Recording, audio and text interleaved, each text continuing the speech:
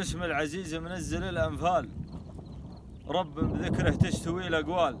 أبدأ وسالك وقفة محمودة يا المستعان القادر المتعال، والكيرعاني لا صهل في منبر يرويك من شعره حكم وامثال.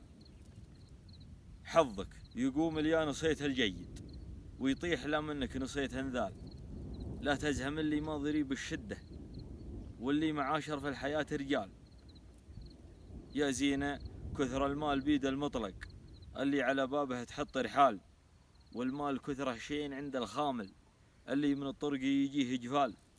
محد يحوش المرجله بالحيلة ولا بلبس البشت ود سمال، واللي يبي يسمع كلام عندي ترى الرجولة من 3 خصال.